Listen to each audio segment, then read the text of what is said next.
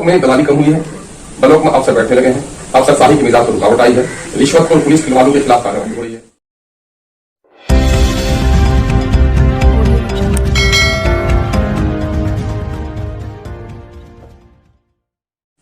Sir बात करते हैं कि आपको जितने का 6 महीना हो गया, तो शॉर्ट में बताइए कि अब तक वहाँ का कौन कौन मेन काम आपके द्वारा हुआ है? देखो मेन काम क्या हुआ है, जाके रोटा हाट एक होता जाकर देख लो जी।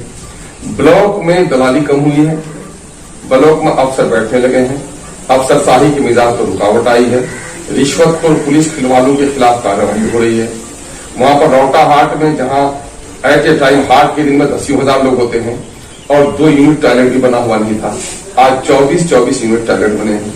सड़क का मामला वहां सुधारने का काम किया है और जहां पर गाय बैल मवेशी की बिक्री में 300 रुपए रसीद लगती थी, आज 50 रुपए में हो रहा है। और अवैध तौर पर 2500 दुकानों की अवैध तौर पर वसूली हो रही थी, उस पर रोक लगवाने का काम किया है। ये मामला तो अपनी जगह पर है। खारी पुल को जो रुका हुआ है उसका डीपीआर हमारा फाइनल हो गया है, वो काम हमारा आगे बढ़ रहा है। रसेली घाट का जो पुल रुका हुआ था वो काम हमारा आगे बढ़ रहा है। नई सड़कों का हम सेंक्शन करवा रहे हैं, ढेर सारे काम।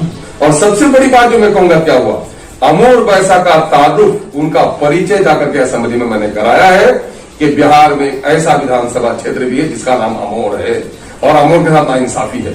अभी हमने डिपार्टमेंट को, माननीय मुख्यमंत्री को भी और अब वृहद एक रिपोर्ट बना रहे हैं हम लोग कि 80 किलोमीटर की दूरी पर डोक देख रहे हो, खासकर कोठिया का हिस्से से घुसती है। डोक से पश्चिम आ जाए आप तो महानंदा आती है, महानंदा से पश्चिम आप आ जाए तो मेछी आती है, मेछी आ जाए तो फिर बूढ़ी कनकी आती है, छोटी कनकी आती है, फिर पश्चिम चले जाए तो आप कनकी आती है लौचा के पास, फिर उससे पहले चले जाए तो रतुआ आती है, उसके ऊपर चले जाए तो आपको बकरा है, उससे आगे चले जाए तो आपको फिर परवान है। अगर ये दूरी तय करेंगे तो 80 किलोमीटर है और 80 किलोमीटर की सारी नदियां अमोर बैसा में समाहित होकर 10 किलोमीटर में आ जाती है ना। आप जाकर खड़े हो जाइए बेलगच्छी के पास, परवान नदी पर आप खड़े हैं, वहां से 5 किलोमीटर पर कनकी है और 5 किलोमीटर पर महानंदा है। और इस नदी में ये सारी जो सहयोगी छोटी नदियां हैं सारी मिली हुई है। वहां के सैलाब का आलम क्या होगा, कटाव हो रहा है। अभी वहां पर मैंने इंक्वायरी कराई है रिपोर्ट की और कल भी वहां पर जो लंगड़ा टोली के पास नदी डाइवर्ट होकर के कनकी जा रही है दास में, उसके लिए रिपोर्टिंग करवाने का काम किया है। ये मोटे मोटे काम हम कर रहे हैं। अमोर का हमने तारुफ कराया है। अमोर में जाके हकुनिया देखो, 20 साल से जो हॉस्पिटल बंद पड़ा हुआ था उसका ताला खुलवाया हमने। आबादी के जनसंख्या के आधार पर डॉक्टरों की पूरी हमारी लड़ाई चल रही है कि डॉक्टर हमें आबादी के पास दो, स्कूल हमारे दो, है ना। 2017 में बने हुए हॉस्टल के जो घर थे उस घर का काम आगे बढ़वाने के लिए कार्रवाई किया है। तो अल्हम्दुलिल्लाह अब किसी भाई को हिसाब नहीं, मैं तो समझता हूँ वोट का हिसाब सिर्फ वोटर को नहीं, वोट का हिसाब खुदा को भी लेना है, बिल्कुल, है ना। तो इसलिए मैं कोशिश में हूँ, ताहम मैं इंसान हूँ, मुझसे कुछ कमजोरी हो सकती है। जहां भी अगर कोई कमी हो, कोई याद दिलाते हैं तो मेरे मोहसिन हैं। आप लोग भी अगर हमें याद दिलाएं तो हम आपके शुक्रगुजार होंगे। आप हमारे इलाके में जाइए। हाँ, कुछ लोगों का मामला है, दुकानदारी कुछ लोगों की बंद हुई है ना। तो भाई सूरज निकलता है तो चमगादड़ तो अंधा होगा ही। अब चमगादड़ के अंधे के वैसे कहिएगा कि नहीं सूरज नहीं निकला, ऐसा मत कहिए। आम जनों से जाकर पूछिए। अल्लाह का शुक्र है शराबियों की तादाद घटी है, जुआरों की तादाद घटी है, जुए का अड्डा बंद हुआ है। ये काम तो हमने किया है, ये मेरा गुनाह समझो या नेकी समझो, आप मैदान में जाके देखो। सर याद दिलाने से बात एक याद आएगी कि कुछ दिन पहले आप अपने फेसबुक में पोस्ट किए थे कि असदुद्दीन ओवैसी साहब, बैरिस्टर असदुद्दीन ओवैसी साहब की तरफ से 1 करोड़ का वेंटिलेटर और ऑक्सीजन। हाँ, यकीन कब तक सर? नहीं, कब तक नहीं, वो मामला लॉजिस्टिक मामला फंस गया है। इससे पहले ही हम लोग 28 रमजान को ही आ रहा था, लॉजिस्टिक सपोर्ट नहीं मिल पा रहा है, सामान कहीं फंसा हुआ है। अंतरिम हमारा कंसंट्रेटर आ रहा है वहां से, है ना, हम लोग वो दे रहे हैं और हमारा 2 वेंटिलेटर भी आ रहा है। हम लोग इंशाल्लाह करेंगे। अमूर में, किशन में और अररिया में, तीनों जगह के लिए हम लोग का सामान आ रहा है। लेकिन सबसे बड़ी बात यह है कि वो तो हमारा वॉलंटी, हमारा रजाकाराना तौर पर हमारी मदद है। 2 करोड़ रुपया जो हमसे लिया गया वो 2 करोड़ रुपए कहाँ है ना। उसका वेंटिलेटर क्यों नहीं खरीदा गया, उससे ऑक्सीजन कंसंट्रेटर क्यों नहीं खरीदा गया, किस काम में लगे ये पैसे, हम लोग गवर्नमेंट से भी सवाल करते हैं। वो तो हमारी रकम है, वो हमारी नीति है, वो हम तो ला के देंगे ही। लेकिन हमारा मामला है, हम खैरात और सदकात पर यकीन नहीं रखते। हमारे टैक्स के पैसे का जो हक हुकूमत के पास है, लड़कर उसको लेने के लिए हम लोगों को फैसले प्रकार कर रहे हैं। और यही है, मांगोगे तो खैरात मिलेगी, लड़ोगे तो हक मिलेगा। और हक के लिए गर्दन कटानी पड़ती है और खैरात के लिए गर्दन झुकानी पड़ती है। हम खैरात पर नहीं, हुकूमत से हक की लड़ाई लड़ रहे हैं। सर एक सवाल और भी है कि अभी एक तो कोरोना को लेकर लोग परेशान हैं और लोग कहीं दिखाया कि गंगा में लाशें बह रही है तो कुछ और दिखाया रहा है। इसमें अभी एक आसिफ नाम का लड़का है मेवात का, जिसका मॉब लिंचिंग हुआ है, तो उसको लेकर के आप क्या कहना चाहेंगे और सर इसमें किसकी कमी है?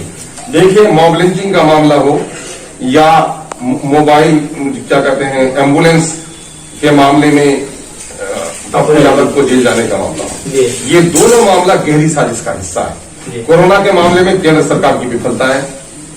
आज लोग कह रहे हैं कि टीका दिलवाने के लिए मोटिवेट कीजिए, आज वैक्सीन नहीं मिल रहा है इनका, लोगों को वैक्सीन नहीं दे पा रहे हैं, जांच नहीं करा पा रहे हैं, सही उपचार नहीं करा पा रहे हैं, बेरोजगारों को रोजगार नहीं दे पा रहे हैं। तो ये सारे मामले में हुकूमत फेल है। इसी वजह से रह रहकर मीडिया के जरिए से लोगों के ध्यान को भटकाने के लिए मॉब लिंचिंग किया है। ये बिल्कुल समझिए कि केंद्र सरकार की निकम्मी पर या उनके अंदर के साजिश का हिस्सा है ना। अब मॉब लिंचिंग क्या करो, सिर्फ मियाँ को चुन चुन कर मारो ताकि के हमारे जो राम भक्त भाई हैं उनको ये हो जाएगा। मैं कह रहा हूं कि राम भक्त तो हो ही नहीं सकता है। जो इंसानों के खून से किसी को संतुष्टि मिलेगी वो राम का भक्त नहीं, राम का विरोधी है। और बदकिस्मती से इस वक्त राम के विरोध करने वालों के हाथ लग सकता है। सर आखिरी सवाल कि अब आप अपने यहाँ पे, क्योंकि आप एक बार सांसद लड़ चुके हैं, एक बार नहीं 2 बार लड़ चुके हैं, लेकिन इस बार आपको 3 लाख वोट मिला है। लेकिन देखा जाए तो अभी जो विपक्ष में थे महमूद साहब, वो तो रहे नहीं दुनिया में, अब विपक्ष का भी रोल आप अदा कर रहे हैं और सत्ता में भी आप हैं, एक जगह विधायक हैं। तो ऐसे में आप लोगों के लिए, पूरे विधानसभा और लोकसभा के लोगों को क्या मैसेज देना चाहेंगे? भाई मैसेज क्या देना चाहेंगे, जो वक्त आएगा देखा जाएगा। जनता मालिक है, जनता जिसको चाहेगी चुनेगी।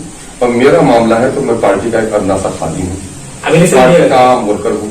मेरी पार्टी का और मेरे शुभचिंतकों का जो आदेश होगा मैं पालन करूंगा।